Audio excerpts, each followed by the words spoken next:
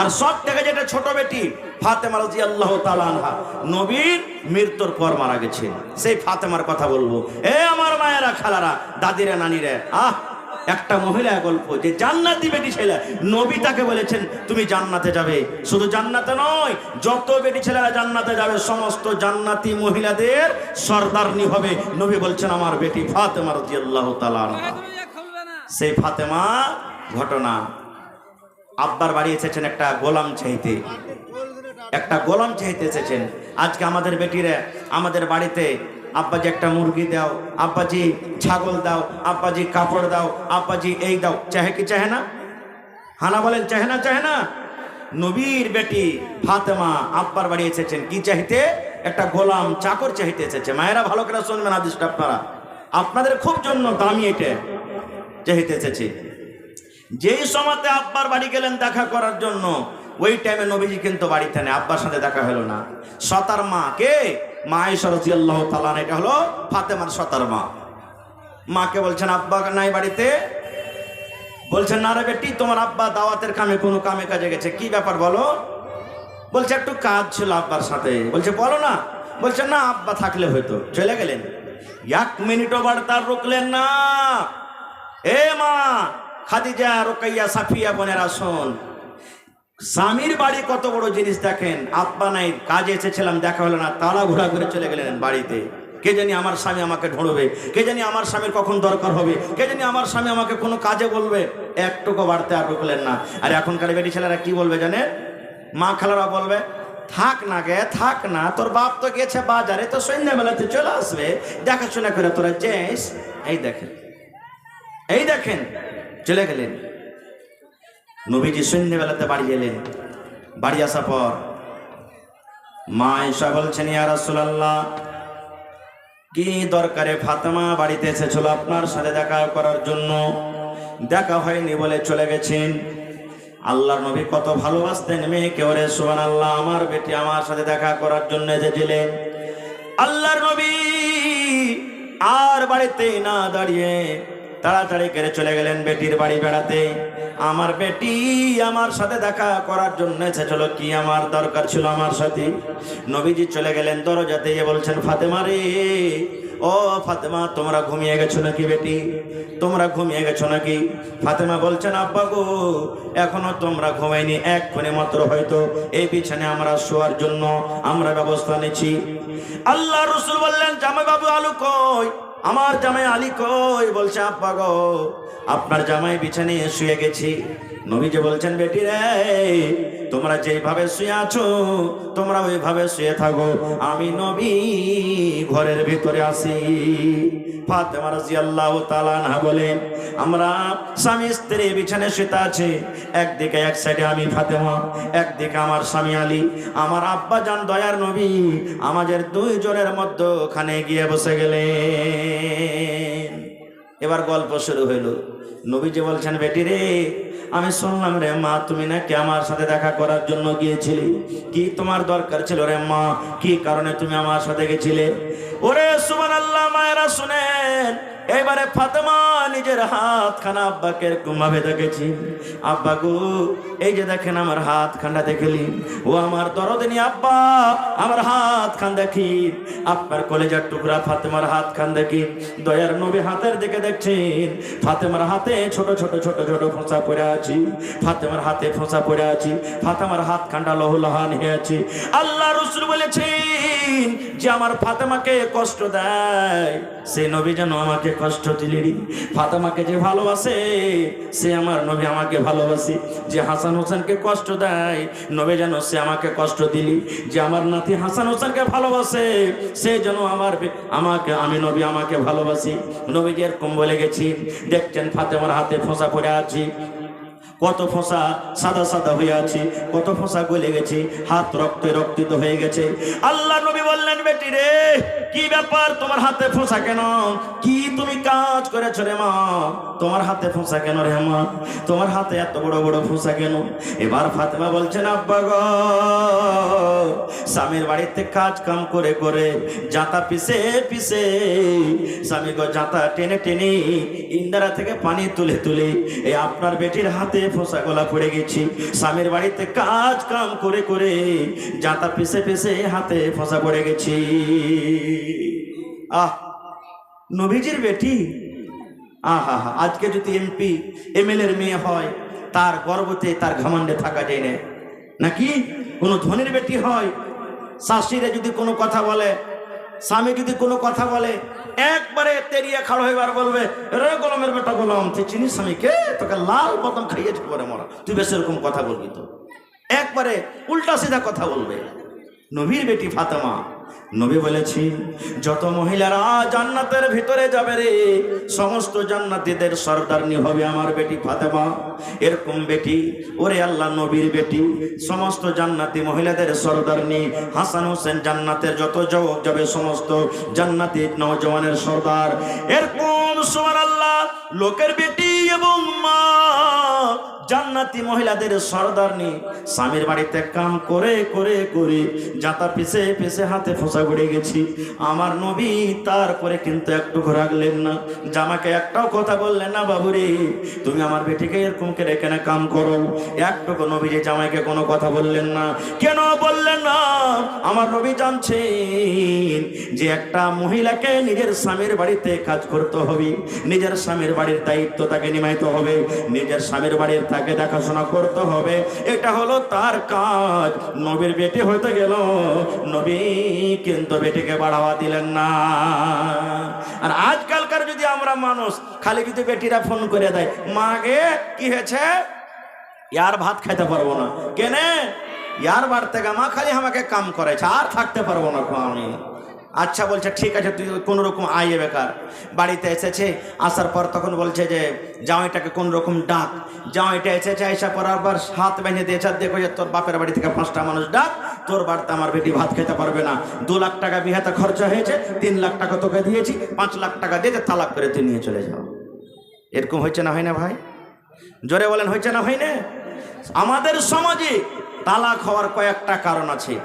প্রথম কারণ যে ছেলেটা বুঝে না। আজকাল রে ভাই 12 বছর 13 বছর হয়েছে, ছেলে পেলে বিয়ে দিচ্ছে, বিয়ে দেয় না। বেটি ছেলেটাও কিনে ভালোভাবে সাবালিক হয়নি, দিয়ে দিচ্ছে।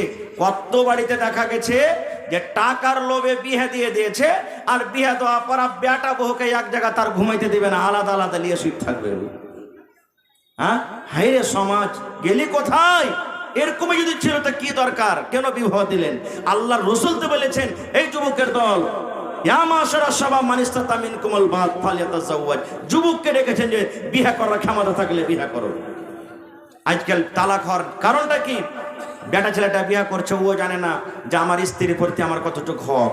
বেটি ছেলেটাও জানে না যে আমার স্বামীর উপরে আমার কতটুকু হক। কত ভাইকে দেখবেন লাখে পুঁটা পড়ছে, ওর বিয়ে দিয়ে দিলে পুঁটা ফেলতেও জানে না যে কেমন করে পুঁটাটা ফেলতে হয়, বিয়ে দিয়ে দিলে।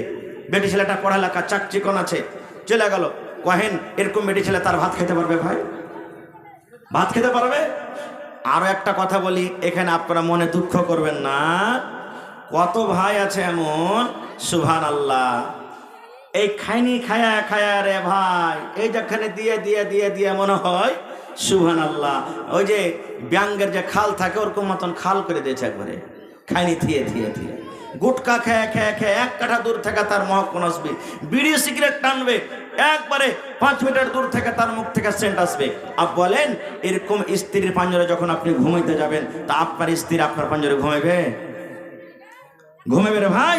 জীবনে তো ঘুমাবে না। খো এ সমস্ত জিনিস জানতে হবে।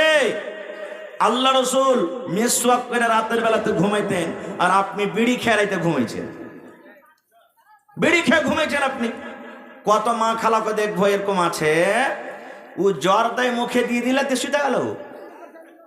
হ্যাঁ নাই, ও মুখে জর্দা দিয়ে দিলে হাতে শুতে গেল। আপ কহেন ওর পুরুষটা যদি জর্দা না খায় তোর মনটা কেমন করবে ভাই? আপনারা বলেন তো, মনটা খারাপ হবে না? হবে না? হ্যাঁ, এই জন্য বেটা ছেলে হোক চাহে বেটি ছেলে হোক, বেটা ছেলে যেমন চাইছে আমার স্ত্রীটা একবারে হিরোইনের মতন থাকে, দেখা লাগবে একবারে উমুক হিরোইনের মতন যাতে দেখা লাগে, তো বেটি ছেলেটাও চাইছে যে আমার স্বামীটা যেন একবারে সালমান খানের মতন হয়ে থাকে, হ্যান্ডসাম হয়ে থাকে যেন। হ্যাঁ, এদিকে মুজ ভরা, এদিকে মুজ ভরা, হ্যাঁ, এদিকে মাথার চুল উস্কো খুস্কো হয়েছে, চিরুনি দেয় না, বগলের চুল বড় বড় হয়েছে, ঘাম ঘাম গুন্দাইছে, গোসল করে না, সেন্ট মাখে না, ওইগুলা পুরুষ পাঞ্জরে থেকে থাকবে? সবাইকে আপনাকে চাকচিকুন হয়ে থাকতে হবে।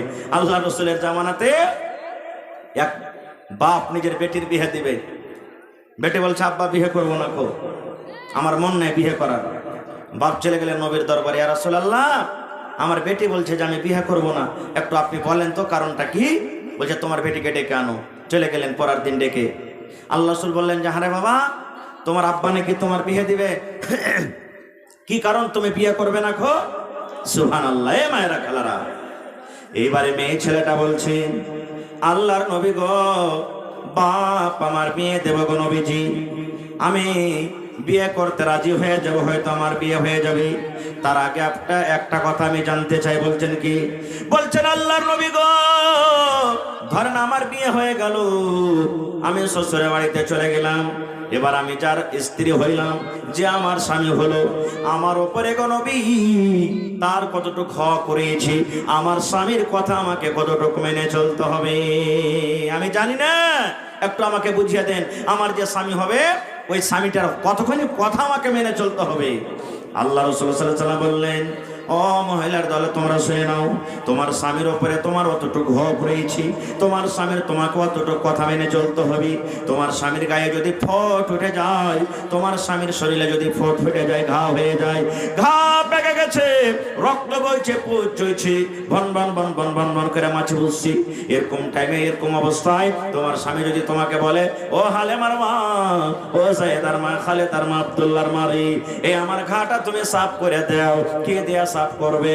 তোমাকে তুলা দিয়া নয়, কাপড় দিয়া সাফ করতে হবে না, হাত দিয়া সাফ করতে হবে না, পানি দিয়া সাফ করতে হবে না। বিবি রে, আল্লাহ রাব্বুল আলামিন এই যে তোমাকে জিহ্বা দিয়েছে, এই জিহ্বা দিয়ে চেটে চেটে চেটে তুমি সাফ করে দাও। দয়ার নবী বলেছেন, ইনকার করতে পাবে না, পাবে না, পাবে না, তোমাকে জিহ্বা দিয়ে চেটে চেটে চেটে তোমাকে সাফ করতে হবে। নারে তাকবীর। জিহ্বাতে তোমাকে যেটা সাফ করতে হবে, এরকম হক। তাহলে বলবেন যে আমরা বেটে ছেলে তো আমরা কি গাছের গোটা? আপনার পরে হক নেই? আপনাকেও দেখতে হবে, আপনার যখন মাথা ব্যথা হয়, আপনাকে জ্বর আসে, আপনার স্ত্রী কত আপনার জন্য খিদমত। আহা হা, আমার এই স্বামীটার কষ্ট হয়েছে কত রে, তেলখানটা গরম দিয়ে আপনার মাথাতে দিবে, আপনার গা হাত চেপে দিবে, আপনার জন্য কত রকম কত কষ্ট করবে। আপনারও স্ত্রী যখন পারা না পারা হবে, ও তো মানুষ, আপনাকে তার মাথাতে তেল দিতে হবে, চিরুনি করে দিতে হবে, গা হাতে তেল মাখিয়ে দিতে হবে, দরকার হইতে গেলে কাপড় সাফ করতে হবে, আর দরকার হইতে গেলে ভাত রান্নাও খেতে হবে। কইবেন মৌলভী সাহেব যা বলেছো বলেছো, আর বলিও না, না তো সকালবেলা থেকে আর নাই বাহানাতে ভাত রান্না করিয়ে দেবে। মেয়েলো কত বড় ছোট জিয়ার মানুষ নয় যে ভালো থাকতে স্বামীকে কাজ করিয়ে নেবে। বন্ধুরে, আপনার উপরে যতখানি হক আছে আর ওর উপরে আপনার ততখানি হক আছে। এই জন্য এটা মনে করিয়েন না যে আমি একটা বেটে ছেলে আমার বেশি হক, ও বেটে ছেলে তার কোনো হক নেই। এই জন্য স্ত্রী হলে একটা নিয়ামত, বেটি হলে একটা নিয়ামত, মা হলে একটা নিয়ামত, হাত হলে একটা নিয়ামত, পা হলে একটা নিয়ামত, চোখ হলে একটা নিয়ামত, চুল হলে একটা নিয়ামত। আল্লাহ তাবারক ওয়া তাআলা প্রত্যেক নিয়ামত সম্পর্কে কিয়ামতের দিন জিজ্ঞাসা করবেন, আল্লাহ ছেড়ে দিবেন না। একটা বুখারী শরীফের হাদিস আপনাদের সামনে বলছি, তারপর আমি লাইনটাকে ইনশাআল্লাহ কেটে দেব। আল্লাহর নবীর জামানাতে লাইলা ওয়া নাহার হাদিস এসেছে, দিনের বেলা কিংবা রাতের বেলা নবীজি বাড়ি থেকে বের হয়েছেন, দুপুরের টাইমে মোটামুটি ধরেন রোদ পড়ছে, আরবের জমিন। আমার হাজি সাহেব দেখে এসেছেন যে আরবের মাঠ, মদিনার মাঠ কত রোদের, হাঁটতে মনে হবে না, পা পুড়ে যাবে মনে হয়, এরকম মাটি। বাড়িতে কিছু নেই খেতে, আজ থেকে 20 বছর আগে খেতে পাচ্ছিলাম না, 14 বছর আগের ঘটনা বলেন, মানুষের কত কষ্ট হতে পারে। নবীজি বাড়ি থেকে বের হয়ে গেলেন। কেন বের হলেন? যে আমি নবী, আমার মুখ চেহারা দেখে হয়তো কোনো লোক খেতে রাখবে যে নবীর মুখ চোখ শুকিয়ে আছে, চলো একটু নবীকে খাবার দিয়ে দিই। এই নিয়ে বাড়ি থেকে বের হয়ে গেলেন। রাস্তাতে হযরত ওমর রাদিয়াল্লাহু তাআলা আনহু, হযরত আবু বকর রাদিয়াল্লাহু তাআলা আনহু দেখা হয়ে গেল। তারাও এই নিয়ে এবার বলছে যে তাদেরও বাড়িতে কিছু খাবার নাই, যে আমরাও যাবো রাস্তাতে, আমাকে দেখে হয়তো কেউ নিয়ে যাবে। আহা হা, দেখেন কেমন সাহাবী, তার আমল কি। নবীর সাথে দেখা হয়ে গেল। নবীজি তারা দুজনকে জিজ্ঞাসা করছেন, আবু বকর, ওমর, এত রোদের বেলাতে কি কারণে তোমরা বাড়ি থেকে বের হয়েছো? বাবারি, কি কারণে তোমরা বাড়ি থেকে বের হয়েছো? এবার দুজন সাহাবী বলছেন, আল্লাহর নবী গো, আমাদের বাড়িতে কিছু খাবার নেই গো নবীজি, পেটে জ্বালা লেগেছে, পেটে ক্ষুধা লেগেছে, এই জন্য আমরা বাড়ি থেকে বের হয়েছি যে আমাদেরকে দেখে হয়তো কোনো সাহাবী আমাদেরকে বাড়িতে নিয়ে যাবে, কোনো বন্ধুরা ডেকে নিয়ে যাবে, দুটো পেটে খাবার দিবে, এই জন্য বাড়ি থেকে আমরা বের হয়েছি। এইবারে তারা দুইজন নবীকে বলছেন, ইয়া রাসূলুল্লাহ আপনি কেন বাড়ি থেকে বের হয়েছেন? এত দুপুরের টাইমে টহ টহ করে রোদ পড়েছে, আপনি কেন বের হয়েছে? আল্লাহ রাসূল বলেন, আবু বকর ওমর রে, যে কারণে তোমরা দুজন বাড়ি থেকে বের হয়েছো রে বাবা, আমি দয়ার নবী, ওই কারণে আমি বাড়ি থেকে বের হয়েছি, মানে আমারও বাড়িতে কোনো খাবার নাই। বলছে চলো তাহলে একই আমরা তিনজন হয়ে গেলাম, দেখি কোনো কহরে বাড়িতে গিয়ে হাঁটতে হাঁটতে একটা আনসারী সাহাবীর বাড়ি চলে গেলেন। বাড়িতে যাওয়ার পর দেখছে তো আর স্ত্রী বাড়িতে আছেন, ওর স্বামীটা বাড়িতে নেই। নবীজি ডাক দিলেন, বাড়িতে আছো? তার স্ত্রী বলছেন, না আমার স্বামী বাড়িতে নেই, এই এক্ষুনি আসবাসগো হয়েছে, আপনারা ভিতরে চলে এসেন, বসেন। তিনজন, সব থেকে দুনিয়ার মধ্যে জমিনের উপরে আল্লাহ রাসূলের উম্মতের মধ্যে সব থেকে তিনজন পিয়ারা, আল্লাহর পিয়ারা হলেন নবী মুহাম্মদ সাল্লাল্লাহু আলাইহি ওয়াসাল্লাম, সুবহানাল্লাহ। হযরত আবু বকর রাদিয়াল্লাহু তাআলা আনহু, হযরত উমর রাদিয়াল্লাহু তাআলা আনহু, তিনও মেহমান এক বাড়িতে। তার মনটা বড় হবে না? হবে না? কত বড় মন হতে পারে তার, বুঝতে দিলেন। ইতিমধ্যে ওর স্বামী মানে ওই আনসারী সাহাবী বাড়িতে চলে এসেছেন। তিনজন মেহমানকে দেখে এত খুশি হয়েছে, এত খুশি হয়েছে, এত খুশি হয়েছে যে কি যে মুখটা বাহির করবে তো কিছু পাই না। এই জন্য তো আমার মাওলানা আশরাফুল হক রহমানী, হাফেজাহুল্লাহ, দুনিয়া থেকে চলে গেছেন, আল্লাহ যেন তার মাগফিরাত করেন, পড়ে আল্লাহুম্মা আমিন। যখন বুখারী শরীফের ওই হাদিসটা যখন আমরাকে পড়ান যে আল্লাহ তাআলা কিয়ামতের দিন জান্নাতের একা যখন জান্নাতে রেখে দিবে, জাহান্নামের একা যখন জাহান্নামে রেখে দিবে, আর রাখে দেওয়ার পর তখন জান যে আছে, জান রুহ কানটাকে নিয়ে আসা হবে, আর রুহ কানটাকে নিয়ে আসার পর জবাই করবেন, আগে জবাই করে দিয়ে তখন আল্লাহ এলান করবেন, রে জান্নাতীরা, এই যে দেখো তোমাদের জানকে কেটে দিলাম, তোমরা আর জীবনে কোনোদিন মরবে না, সারা জীবন জান্নাতে থাকো। আরে জাহান্নামীরা, তোমাদের জান কাটাকে জবাই করে দিলাম, তোমরা জীবনে আর মরবে না, সারাদিন জাহান্নামে পড়ো। কেন? তখন একটা উদাহরণ দিয়েছিলেন যে একটা ঘরামো বোঝেন তো? ঘরামো কাজ করছে, চালে কাজ করছে, ওর বেটায় 1 লাখ টাকার লটারি ফেঁসে গেছে। ওই যুগেতে 1 লাখ টাকা লটারি কম ছিল না। ছেলেটা দৌড়াতে দৌড়াতে যাওয়ার বাপ বান্ধন দিছে চালের উপরে, যে কইছে আব্বাজি আব্বা কাজ হয়ে গেছে। বলছে কি রে বেটা? বলছে 1 লাখ টাকার চেক পেয়েছি যে আব্বা, 1 লাখ টাকার লটারি ফেঁসে গেছে। ও খুশিতে ভাই বান্ধন ছেড়ে দিয়ে চালের পর থেকে পড়ে ধরপড়ে পড়ে আলো খুশিতে। তো বলছেন আল্লাহ তাআলা প্রথমে জানকে কাটবেন, তারপর এলান করবেন যে তোমরা সারা জীবন মরবে না, তোমরা মরবে না। কারণ আগে যদি এলান করে তারপরে কাটে তো লোক বেহুশ হয়ে যাবে। এই জন্য ভাই আমার, সেই সাহাবী এত খুশি হয়েছেন তারা তিনজনকে দেখে, কি বলবেন, সুবহানাল্লাহ। এবার সে কিন্তু বুঝে নিলেন যে মুখ চোখ সুখী আছে, কিছু বুঝতে পারি না। বলছেন ইয়া রাসূলুল্লাহ একটুখানি আপনি দম ধরেন, আরাম করেন, আমি এক্ষুনি বাগান থেকে আসছি। দৌড়াতে দৌড়াতে দৌড়াতে চলে গেলেন। 3 রকম খাজুর পারলেন। কয় রকম? 3 রকম খাজুর পারলেন। এক রকম খাজুর একবারে পাক্কা খাজুর, এক রকম খাজুর একবারে কাঁচা খাজুর, এক রকম খাজুর অর্ধেক পাকা অর্ধেক খাজুর, ডাক করে খাজুরের আমরা বলি। 3 রকম খাজুর নিয়েছি, আল্লাহর নবীর সামনে হাজির করে দিলেন। একটা বাড়িতে ছাগলের বকরির বাচ্চা ছিল, একটা ছিল, জবাই করে দিলেন। এবার নবী বলছেন সাহাবীরে, 3 রকম খাজুর তুমি কেন এনেছো রে বাবা? তুমি তো এক রকম খাজুর আনতে পারতে।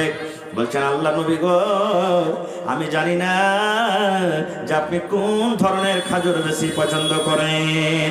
3 রকমের খাজুর দিয়ে দিলাম। পাকা খাজুর ভালোবাসলে পাকা খাজুর খান, ডাক করে খাজুর ভালোবাসলে ডাক করে খাজুর খান, কাঁচা খাজুর ভালোবাসলে কাঁচা খাজুর খান, যেটা আপনার ইচ্ছা সেটা খান। আল্লাহ রাসূলকে আপনার সামনে দিয়ে দিলাম। বকরির একটা বাচ্চা ছিল, জবাই করে দিলেন। এবার খাওয়া দাওয়া পর তারা 3 জন মানে নবী আমার মুহাম্মদ সাল্লাল্লাহু আলাইহি ওয়াসাল্লাম, হযরত আবু বকর রাদিয়াল্লাহু তাআলা আনহু, হযরত ওমর রাদিয়াল্লাহু তাআলা আনহু বাড়ি থেকে বের হয়ে যখন রোডে চলে গেলেন, আল্লাহ রাসূল বলেন আবু বকর, এই ওমর, আমরা অনহারে ছিলাম, না খেয়েছিলাম, পেটে জ্বালা ছিল। আল্লাহ রাব্বুল আলামিন সেই আনসারী সাহাবীর বাড়িতে আমাদের রিজিক লিখেছিলেন, আল্লাহ আমাদের ভাগ্যে লিখেছিলেন, তার বাড়িতে আমরা খাবার খাবো। বাবারে শুনে নাও, যেদিন কিয়ামত হবে, হাসরের ময়দান হবে, আল্লাহ তাবারক ওয়া তাআলা এই যে তার বাড়িতে খানা খাইলাম, এই খানা সম্পর্কে আল্লাহ কিয়ামতের দিন জিজ্ঞাসা করবেন, আল্লাহ কিন্তু ছেড়ে দিবে না। এই খানা সম্পর্কে আল্লাহ কিয়ামতের দিন জিজ্ঞাসা করবেন, ছেড়ে দিবেন না। এবার আপনাকে বলি, আমার বেটার বিয়ে আপনার বেটির বিহা, বেটার বিহা, বিহা লেগেছে, দেখবেন এক পা যদি গোশ দিয়েছে থালতে, 2 পিস খেয়েছে, 10 পিসই থালতে ছেড়ে দিয়েছে। এরকম হয় কি হয় না? দেখবেন 1 কুইন্টাল বাড়িতে মাংস জবাই হয়েছে, গোশ হয়েছে, 1 মণ খাবে, বাকিটা গোশ বেরবাদ হয়ে যায়। এই খানাটারও হিসাব লাগবে, আল্লাহ ছেড়ে দিবে না। ভাই আমার, এই যে আল্লাহ আপনাকে মাল দিয়েছে, টাকা দিয়েছে, বাড়ি দিয়েছে, জমি দিয়েছে, জায়গা দিয়েছে, এগুলা হলো আল্লাহর একটা নিয়ামত। এই নিয়ামত সম্পর্কে আল্লাহ জিজ্ঞাসা করবেন। ভাই বলার কথা মেলায় আছে, ডেলিকার জালসা। ভাইরে আমার হাতে মাত্র আর এই দেখেন 10টা মিনিট সময় বেঁচেছে। ভাই দেখি আজকে কোন আল্লাহর বান্দা এমন আছেন, এটা আল্লাহর ঘরের জন্য জালসা, মসজিদের জালসা না? বলেন মসজিদের জালসা না? জালসা না এটা? দেখেন কত সুন্দর চকচকে মসজিদ আপনারা করে দিয়েছেন। এই মতো আরো একটা নতুন মসজিদ হবে, ওয়াক্তিয়া মসজিদ। আল্লাহুস সামাদ, নবী বলেছেন মান বানা লিল্লাহি মসজিদান বানাল্লাহু লাহু বাইতান ফিল জান্নাহ। আল্লাহ তাবারাক ওয়া তাআলার ইবাদতের জন্য যে এখন ঘর বানাবে, আল্লাহ জান্নাতে একটা ঘর বানিয়ে দিবে। এখানে বলা হয়নি যে জুমার মসজিদ বানাও তাহলে বানা হবে, এখানে বলা হয়নি ওয়াক্তিয়া মসজিদ বানাও তাহলে বানা হবে। যে আল্লাহর ঘর বানাবে, মসজিদ বড় হোক কিংবা ছোট হোক, গোটা দুনিয়াতে 3 ঘন্টা মসজিদের সফর করার আল্লাহ রাসূল হুকুম করেছেন। একটা ফিলিস্তিনের মসজিদ, মসজিদ আকসা, 1 ওয়াক্ত নামাজ পড়বেন, এগুলাতে 1000 ওয়াক্ত নামাজ পড়ে নেকি বাড়াবেন। একটা হলো বাইতুল মুকাদ্দাস, একটা হলো এই মক্কা কাবা শরীফ, কাবা শরীফে 1 টাইমের নামাজ পড়েন, আর এগুলাতে 1 লাখ ওয়াক্ত নামাজ পড়েন, নেকি বাড়াবেন। একটা হলো মদিনা মুনাওয়ারাতে মসজিদে নববী, মসজিদে নববীতে 1 টাইমের নামাজ পড়েন, আর এগুলাতে 1000 ওয়াক্ত নামাজ পড়েন, নেকি বাড়াবেন। ভাই দেখি দান তো আলহামদুলিল্লাহ মেলে দিয়েছেন, দিতে আছেন আপনারা, তবে একটা লোক কেউ এমন আছেন 1000 ইট দান করতে পারবেন বা 1000 ইটের টাকা? কেউ এমন একটা লোক আছে 1 কুইন্টাল রড দান করতে পারবেন? কেউ এমন একটা লোক আছেন 100 সেফটি গিট্টি কিংবা বালু দিতে পারবেন? কেউ একটা লোক এমন আছেন মৌলানা